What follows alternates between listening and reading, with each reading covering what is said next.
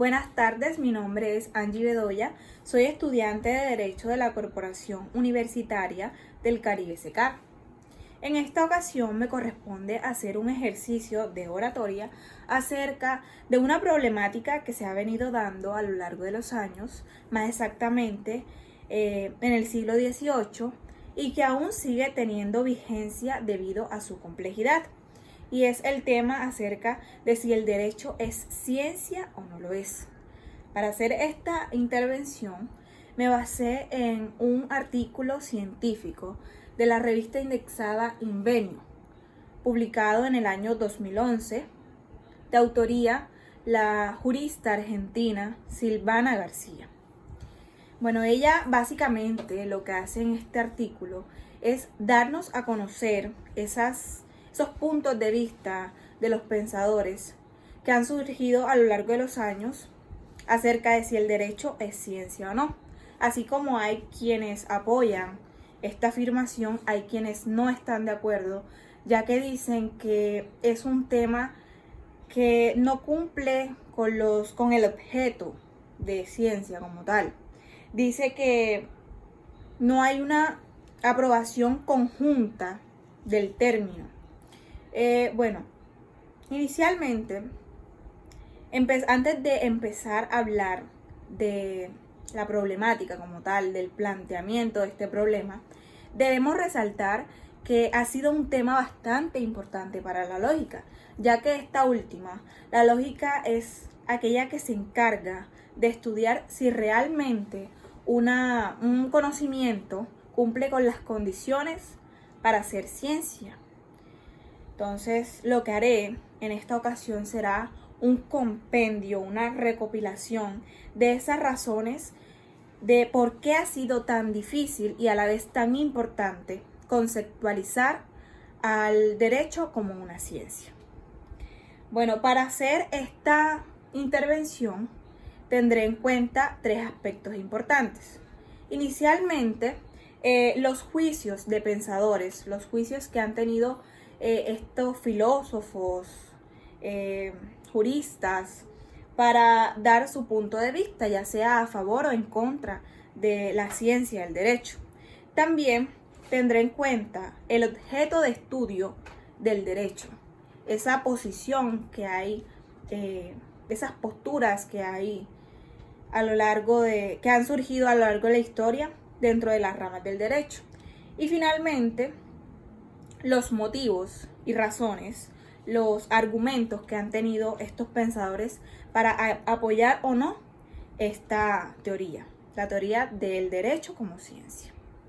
Bueno, sin más preámbulo, iniciaré a desarrollar esta problemática y a darles a conocer esas razones por las cuales ha sido tan difícil definir al derecho, ha sido tan difícil conceptualizarlo como una ciencia. Y daré a conocer los aportes de esos distintos pensadores que a lo largo de la historia han apoyado o no esta teoría de la ciencia del derecho. Bueno, inicialmente ha sido bastante complejo definir al derecho como ciencia, ya que el mismo término de derecho es un término bastante ambiguo, tiene varias funciones, puede significar muchas cosas. Por ejemplo, para unas personas puede ser sinónimo de élite. El derecho también puede ser un sustantivo, un adjetivo, etc. Entonces ha sido bastante complejo darle ese concepto, un concepto único, un concepto unánime a derecho. La segunda razón por la que ha sido compleja definir al derecho como una ciencia es su objeto de estudio. Ha sido bastante complejo ya que no hay un consenso, no hay un consentimiento, no hay una sola conceptualización de la finalidad del derecho. Ha sido bastante complejo porque unos dirán que el objeto de estudio del derecho es la norma, otros dirán que es la ley. Entonces han surgido a partir de esto tres grandes posturas tres posturas importantes que ven el derecho de diferente manera. El primero es el iusnaturalismo. Este derecho natural lo que defiende, lo que entiende como derecho es aquello justo, aquello que va encaminado a la ética, a la moralidad, a los valores. Defiende lo justo y lo natural. Como segunda postura está el iuspositivismo o iusformalismo.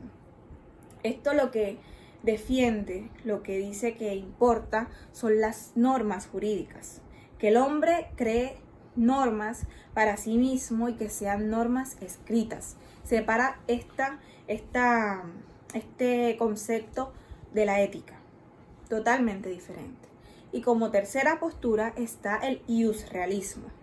Esta no defiende ni los valores ni las normas jurídicas, sino lo fáctico. Esta lo que dice es que lo que importa son los hechos, el empirismo. Y finalmente, como una cuarta vertiente, una cuarta postura, está esa postura tridimensional del derecho. Esta postura en donde se hace un conjunto de esas tres mencionadas anteriormente: valor, moral y hecho. Esta lo que busca es avanzar en las conceptualizaciones modernas del derecho. Lo que hace es que une estas tres para actuar recíprocamente, mutuamente, para dar un concepto entre sí, para dar un concepto de lo que es el objeto de estudio del derecho. Prosigo diciendo quiénes han sido esos pensadores que han estado de acuerdo en que el derecho es una ciencia. Bueno, inicialmente debo decir que es a finales del siglo XVIII donde se empieza a hablar de derecho. Es Federico Carlos de Savigny el precursor, es el promotor, es quien empieza a contribuir a ese concepto moderno de derecho. Él empieza a hablar de dos cosas que han sido fundamentales y que siguen siendo fundamentales, dos conceptos, dos términos. El primero, institutos jurídicos. Para él, pues estos institutos jurídicos jugaron un papel importante, más bien para él no, para todos han jugado un papel importante dentro de esta conceptualización, ya que los institutos jurídicos son esos dispositivos teóricos que han contribuido, por los cuales se ha logrado entender esos postulados que han surgido a lo largo de la historia. También nos habla del método sistémico. Él nos dice que el derecho es un sistema y que hay que fraccionarlo. Bueno, el segundo exponente, el segundo pensador que contribuyó en gran medida a la conceptualización del derecho como una ciencia fue el señor Jorge Federico de Puszta. Él guió a la ciencia del derecho por la vía de lo lógico. Él nos habló de un término de pirámides de conceptos para luego hablar y conformar lo que se llamó como jurisprudencia formal de los conceptos. Esto básicamente puso en evidencia la necesidad de conceptualizar elementos constitutivos del derecho. Él nos decía que el derecho es algo pensable. Como siguiente aporte a esta conceptualización fue el siglo XIX. Durante este siglo se habló de un positivismo científico. Este positivismo científico le dio un estatus al derecho como ciencia, porque se basó en que ciencia debería ser estrictamente lo racional, lo demostrable. Bueno, como siguiente exponente, el señor Rudolf von Ihering. Él lo que hace es decirnos que la ciencia es verdadera si cumple con los requisitos. Someramente, esto quiere decir que toda norma quiere configurar la parte que le corresponde, la existencia social, y por este motivo está referida, según su sentido, a un fin social. Como siguiente exponente está el señor Hans Kelsen. Él expulsa todo lo valorativo a esta conceptualización que da de la ciencia del derecho. Es decir, él dice que no tiene que ver con la conducta del hombre, que el derecho no tiene que ver con la conducta del hombre, ni si es justo o no lo es, sino con las normas jurídicas. Totalmente positivista. Dice que no es una ciencia de hechos, sino de normas. Francisco Jenny. Él lo que hace es proponernos la aplicación de la hermenéutica al campo jurídico. También en la primera mitad del siglo XX, Staedtler empieza a alejarse del positivismo y rescata las corrientes espirituales, es decir, el derecho natural y el historicismo.